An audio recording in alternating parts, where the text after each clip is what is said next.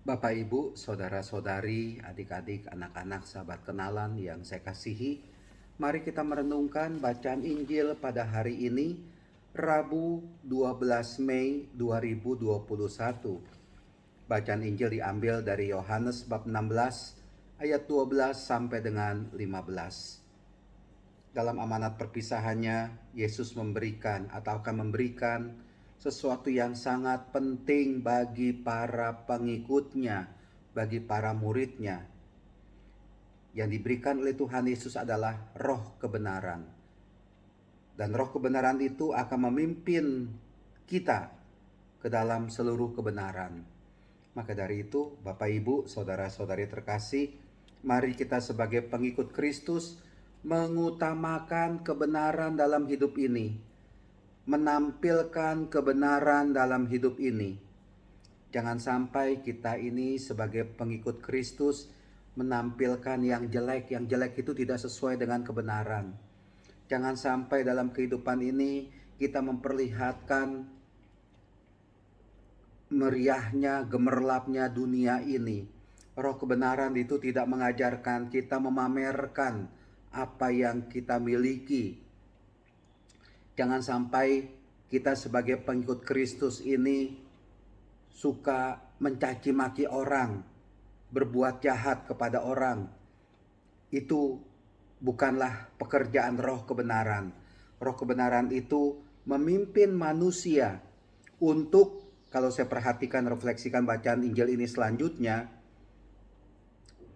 segala yang ia dengar, yang berasal dari Bapa, yang berasal dari Tuhan Yesus itu dilakukan. Dan roh kebenaran itu, kalimat dari Tuhan Yesus, ia akan memuliakan aku. Orang yang memuliakan, orang yang mendapatkan roh kebenaran itu mau memuliakan Tuhan Yesus. Sederhana itu sebenarnya. Apakah orang ini mempunyai roh kebenaran atau tidak mempunyai roh kebenaran? Belum tentu loh, belum tentu seorang Katolik itu mempunyai roh kebenaran. Belum tentu itu pengikut Kristus itu mempunyai roh kebenaran. Karena apa? Karena kerap kali yang muncul itu bukannya roh kebenaran, tapi yang muncul itu adalah ego kita sendiri. Ego kita. Manusia hancur karena egonya. Manusia itu hancur karena mempunyai sikap egois dari dalam dirinya. Maka dari itu, Bapak, Ibu, saudara-saudara terkasih, kita harus banyak berdoa kepada Tuhan Yesus. Tuhan Yesus, roh kebenaran apa yang Kau berikan kepada kami? Apa atau bagaimana kami bisa menangkap, menerima roh kebenaran itu? Bagaimana kami bisa hidup dalam roh kebenaran? Kita harus terus bertanya, Bapak, Ibu, dalam hidup kita ini. Sambil kita mengecek diri kita ini, apakah roh kebenaran itu ada. Seperti tadi sudah saya katakan, roh kebenaran itu menuntun kita, membimbing kita untuk melakukan, untuk berbicara benar, ya. Kelakuan kita benar, perkataan kita itu benar. Tidak ada kepalsuan, tidak ada kebohongan, tidak ada caci maki, tidak ada sikap iri hati. Kita menyerahkan diri kepada Tuhan Yesus untuk dikuasai oleh Tuhan Yesus. Dan dengan demikian, segala keakuanku, sebenarnya saya hanya mau melihat, mau mengatakan demikian. Egoisme itu adalah perbuatan si jahat, perbuatan setan. Kalau ada orang yang egois, ya udahlah, nggak usah repot-repot. Jelas dia tidak mengikuti ajaran Tuhan, tapi ajaran setan, ajaran si iblis.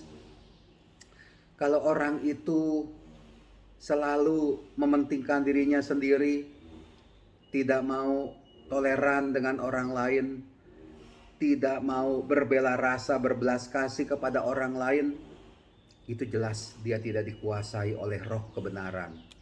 Dan dia dikuasai oleh iblis yang ada dalam dirinya. Ya, kita bisa melihatlah. Pokoknya begini, kalau orang itu dikuasai atau membuka hatinya akan roh kebenaran, dua hal penting ini. Perkataannya, perkataan yang penuh dengan kebenaran. Perkataan kasih, perkataan baik, memuji, tidak mencaci. Perkataannya itu benar-benar indah kita dengar. Kedua, perbuatannya itu sesuai dengan kebenaran. Tidak ada tipu muslihat, tidak ada kejahatan, memandang orang lain secara positif, memandang orang lain dengan kacamata, dengan sudut pandang cinta kasih, meskipun agamanya berbeda, kepercayaannya berbeda, ras, warna kulit itu berbeda, itu semua tidak menghalangi dia, tidak menghalangi kita untuk berbuat kasih kepada sesama, karena kita ini adalah sama-sama anak Allah. Nah, itulah dia. Kalau roh kebenaran itu hadir nyata dalam diri kita. Sebenarnya roh kebenaran itu hadir, tapi masalahnya adalah kita ini mau dituntun atau tidak oleh roh kebenaran. Kita mau hidup atau tidak di dalam roh kebenaran. Ada kalanya kita sendiri yang kadangkala menolak roh kebenaran. Suara Allah yang kita dengarkan tidak tertanam dalam hati kita, tapi yang kita tanam dalam diri kita adalah si iblis, si setan, si jahat itu. Bapak Ibu, saudara-saudari terkasih, bukalah hati kita, diri kita, dan kita sadari roh kebenaran itu ada dalam hidup kita. Tuhan memberkati kita semua. Amin.